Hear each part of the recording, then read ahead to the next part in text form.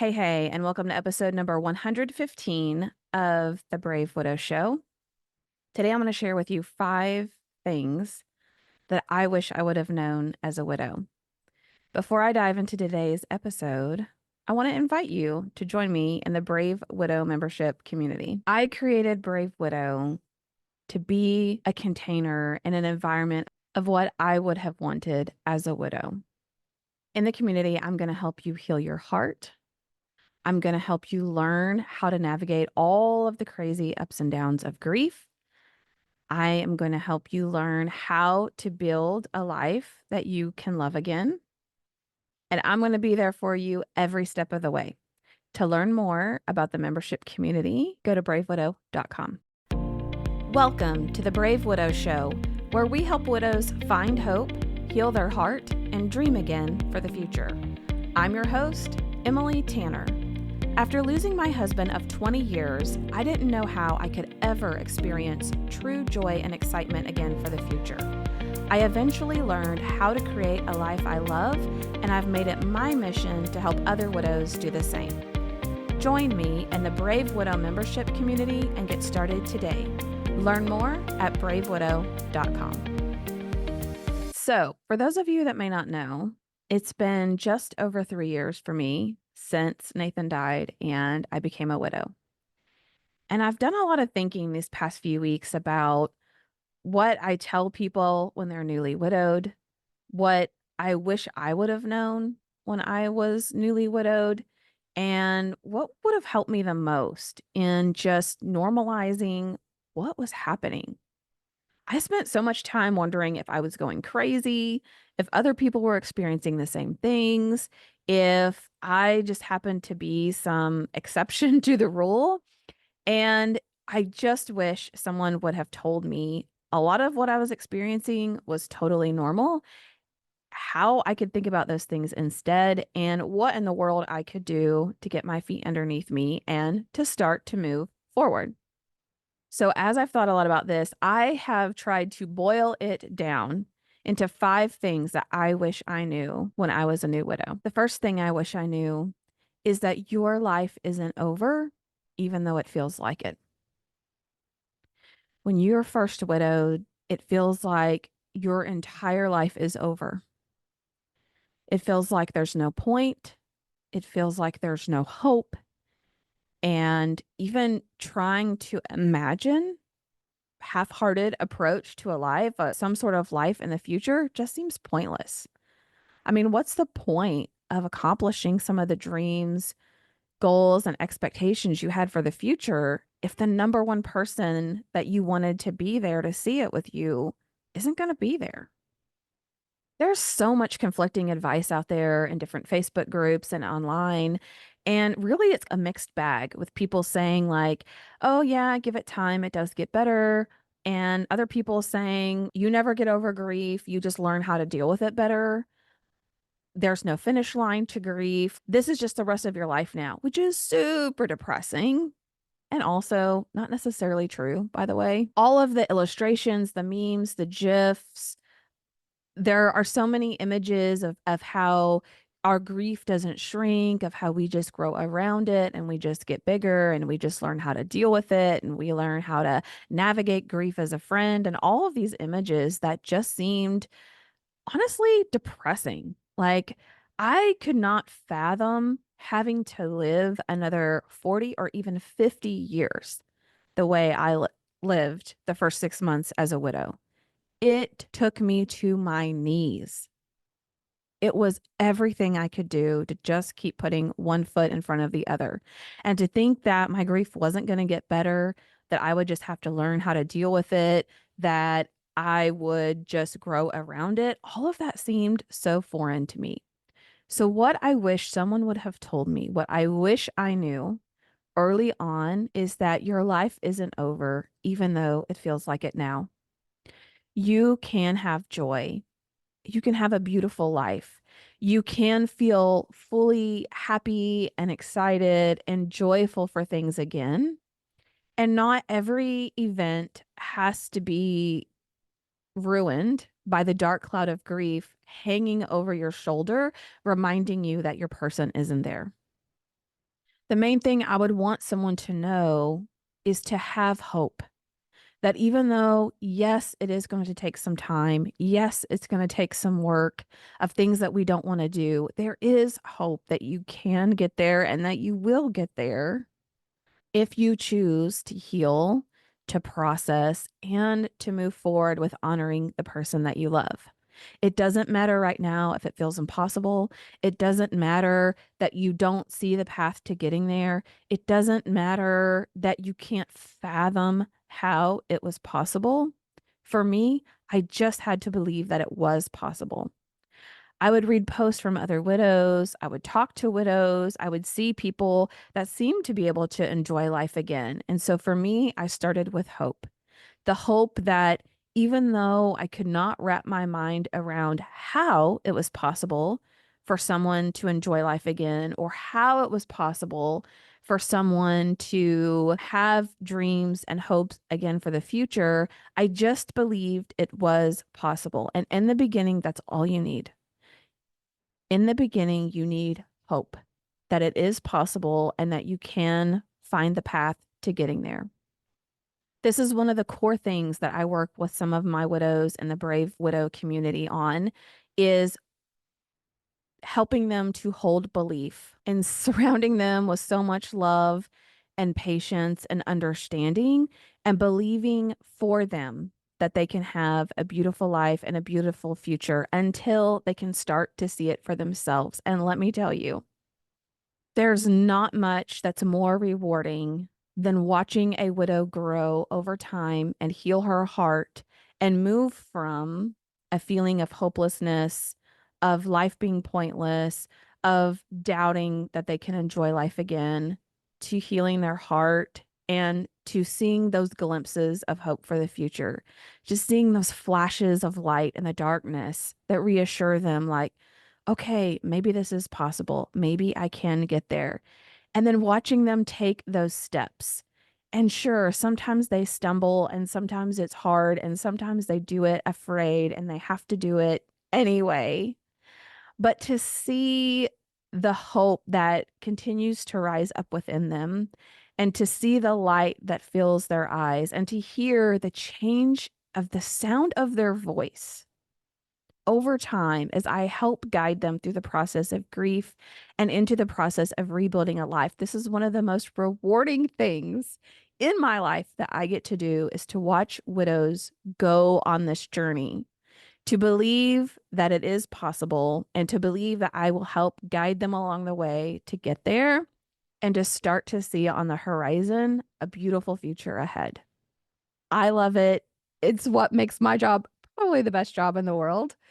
And I'm so thankful that God has given me the opportunity to be able to walk side by side with some of these widows into this journey into the beyond and to see them take step after step of faith.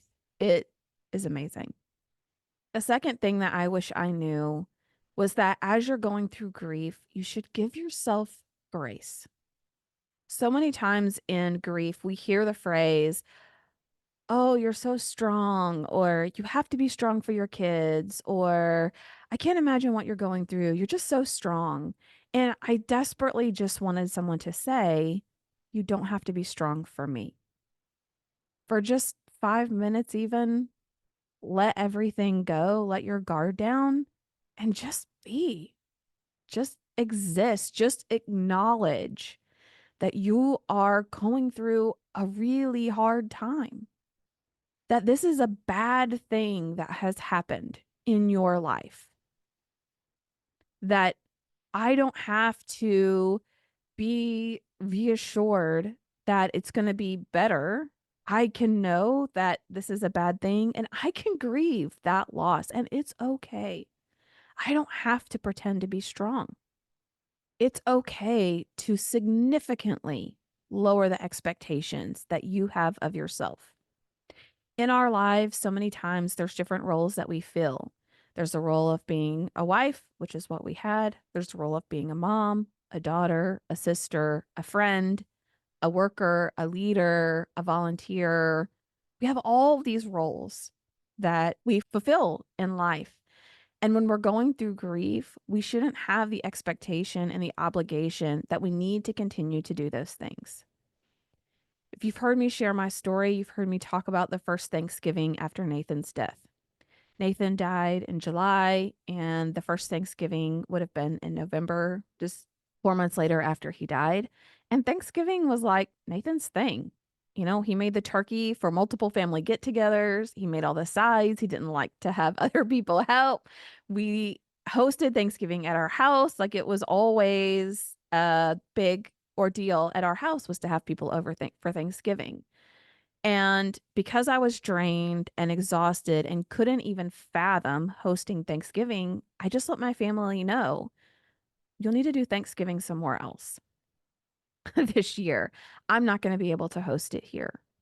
And what you need to hear from me, especially if you're newly widowed, is that's perfectly okay. Even though you may be a go getter, even though you might be a high achiever, even though if you're like me, you're somebody that we do whatever it takes. We burn ourselves in the ground if we have to get something done. We will go above and beyond. We'll do whatever is needed to make sure that certain things get done, to take care of other people. That's just our mentality. It's in my blood. It's how I've operated my entire life.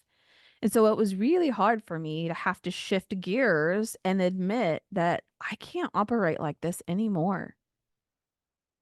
My body was shutting down from a lack of sleep, from grief, from managing the life of 4 kids now, all solo, of managing the house and the property and all of the headaches that come with the situation that I was in. I had to admit that I can't continue to run myself on fumes anymore.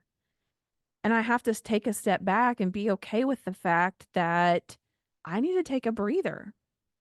And I wish somebody would have told me, yes, you should do that. That's okay. It's normal. It's what should be expected.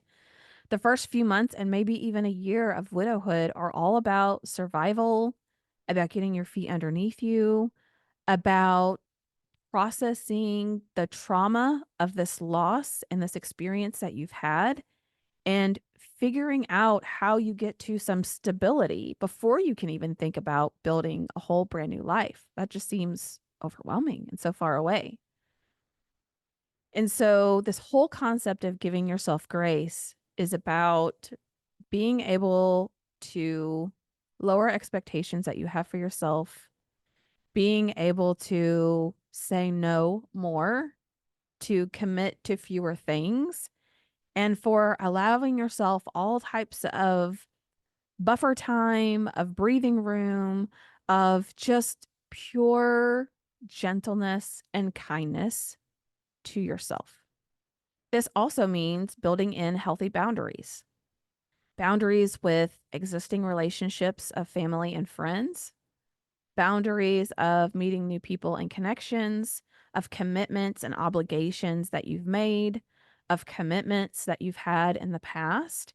This is really a time to evaluate what you want those boundaries to be and to look like for now, knowing that you can decide to change them in the future. This isn't something you're committing to for the rest of your life, but it is important that you feel comfortable enough implementing some of those healthy boundaries and being able to communicate to say, unfortunately, this is where I am right now. This is what I can commit to. This is what I'm willing to do. But I'm no longer going to tolerate being walked over, being talked down to, being in toxic relationships and environments, spending time with people that don't really care about me, aren't really there for me, doing things that no longer give me a sense of purpose and meaning because I feel like I should or I have to or there's an obligation there. Giving yourself grace is also about building in breaks for things that fill your cup. Your mind and your body need a break at times from grief. Your brain and your body need a way to rejuvenate, to recharge, to feel rested. And especially in those first few months, that can be extremely difficult. I had insomnia for the first few months where I was getting maybe 2 or 3 hours of sleep at night at most. And so I was super productive with getting stuff done. I don't know how effective all of those things were because I was exhausted and wore out. But because I didn't sleep, I technically got a lot of things done. But I also did not do a great job of building in time for just things that filled my cup. For you, maybe it's drawing, maybe it's gardening, maybe it's going to yoga, but it is important that you identify the things that fill your cup or explore things that could fill your cup and that you build in some breaks so that you can do those things. It gives your brain a break from the grief and the sorrow that you feel, and it allows your nervous system to be exposed to a different environment and to a different mindset. The third thing I wish I knew is that there's a lot to learn about grief. There is so much we are not taught about grief and how to process loss, how to process trauma, and how to help support other people. So, unfortunately, there are a lot of myths out there about grief that are not facts, they're myths. And there are a lot of misconceptions about grief. Grief is not a linear process where we start at the first stage of grief and wind up at the fifth stage of grief. In fact, the five stages of grief, although a helpful tool in its time for its purpose, was not meant for you.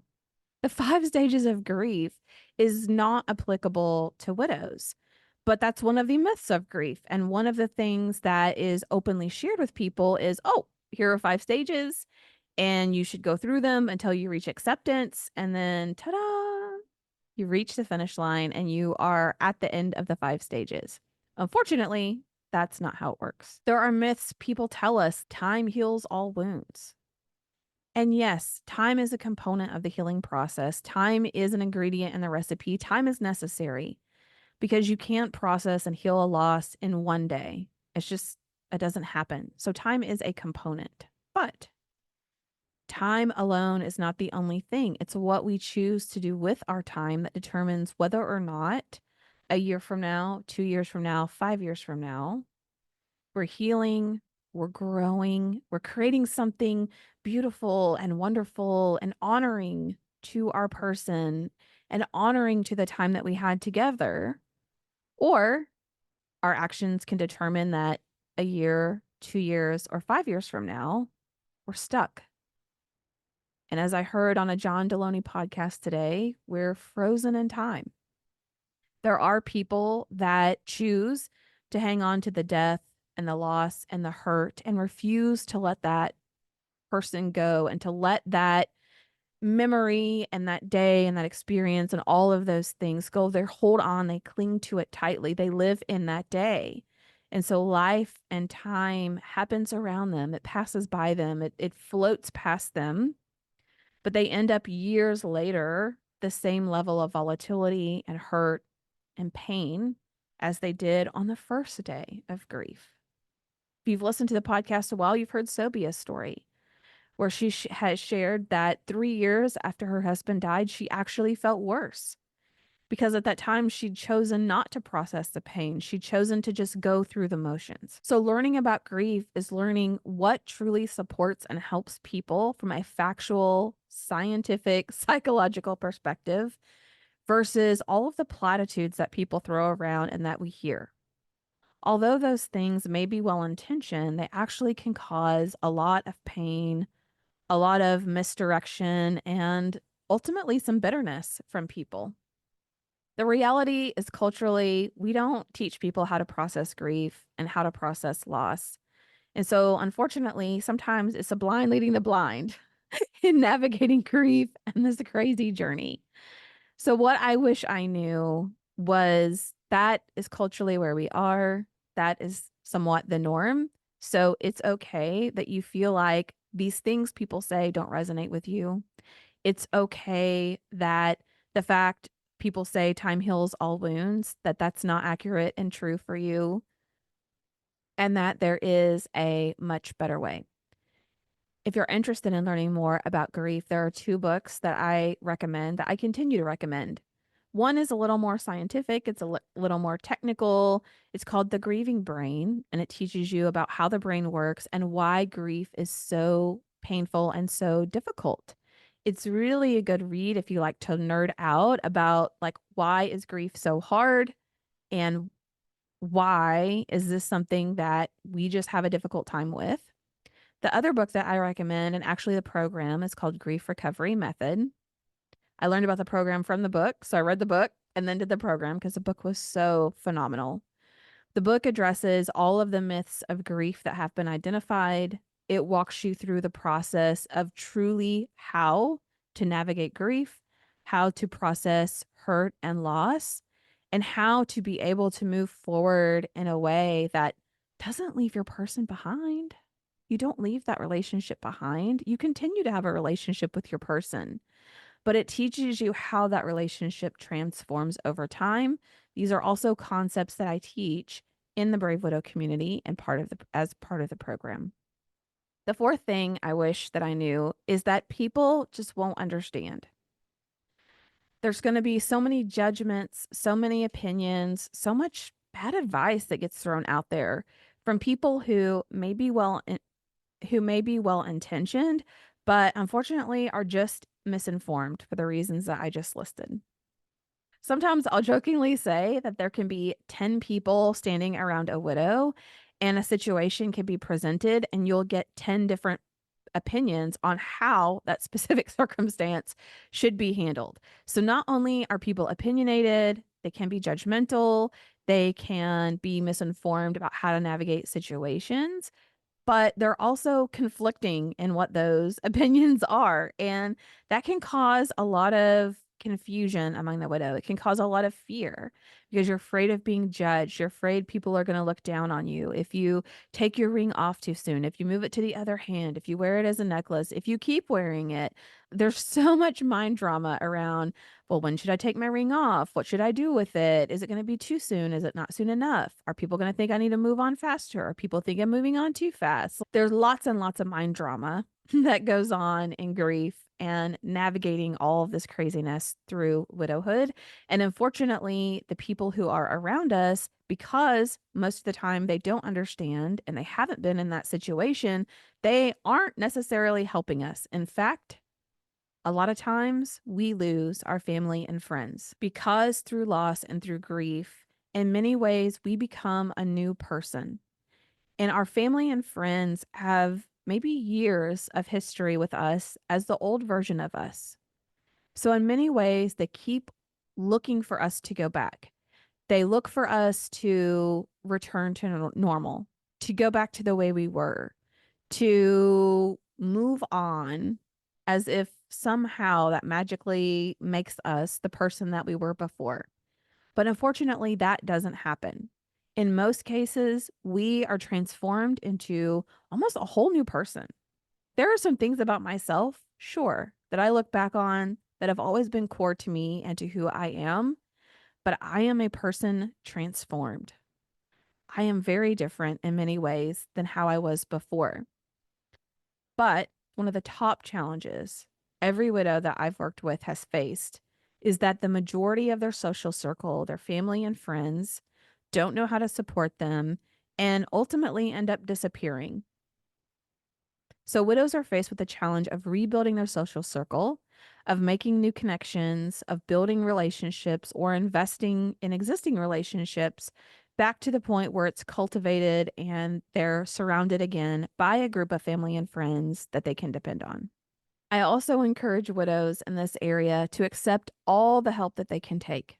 So many times we're quick to say, oh, don't worry about that, or I'm fine, I don't really need anything, or I'm making it.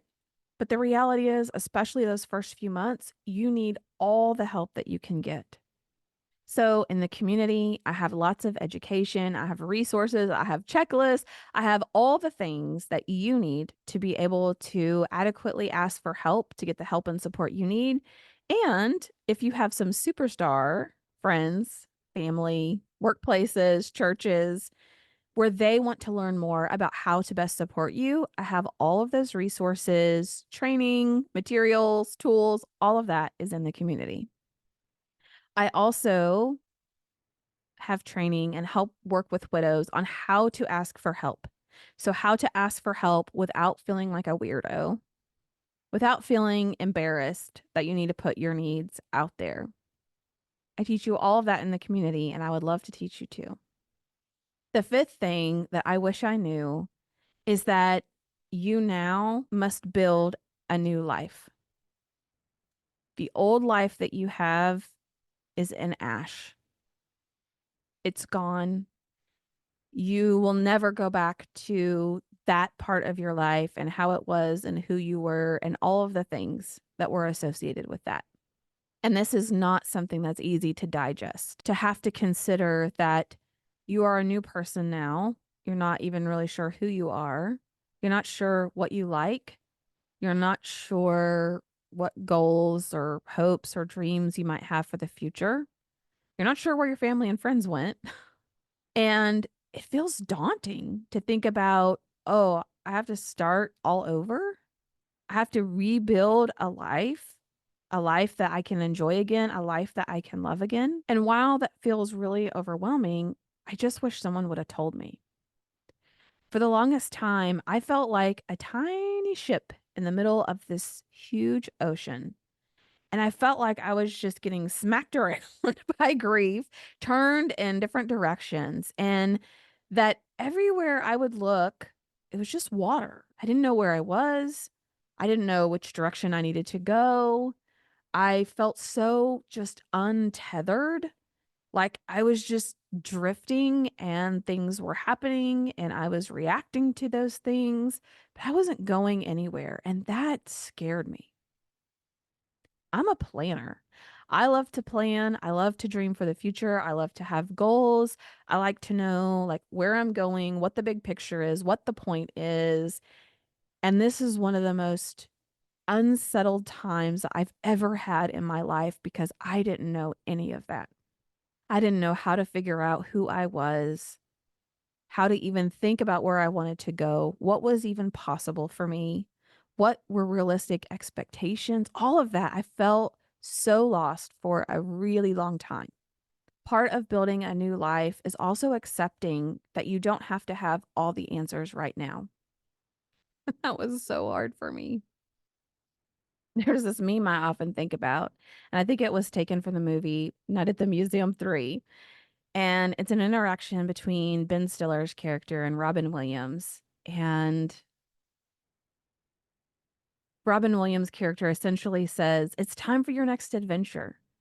And Ben Stiller's character says, "I have no idea what I'm going to do tomorrow." And Robin Williams replies, "How exciting." And I've seen that image done in different formats, but once I saw that, I held on to it because it was a way of thinking about, like, how exciting.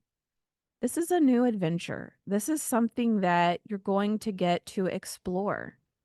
You're going to get to change direction in life and have a completely new perspective, insight, and wisdom as to what's really important in life as you head through these next few years. And so, while in the beginning of grief, that may not sound really encouraging, or your first thought might be bitterness, right? Like, oh, yeah, how exciting. Yeah, my husband died. Great for me. But my goal would be to instill hope that you don't have to have all the answers now. You'll get to explore. And right now, you may not want to. And right now, that may seem so incredibly far away. But there will come a time, or there can come a time, when you can be excited about the future and this whole notion of exploring and discovering and trying new things can be exciting again for you. One of the things that I teach widows is that when they're creating a life that they want for their future, they get to embody that future life now. So the things that they want to do in the future, the ways they want their life to look, they get to create that. They get to build that. They get to experience some of that now. And you can experience some of those same things too. I just wish someone would have told me. It's hard enough to wrap your mind around. It's really tough to wrap your mind around when you have to come to that self-discovery. And when no one really puts it out there that, look, the life that you had, the life that once was, it is in ashes. It's over. You can't go back to what was. But I promise you, you can have a beautiful future and a beautiful life. And I know, right now, you probably don't want that.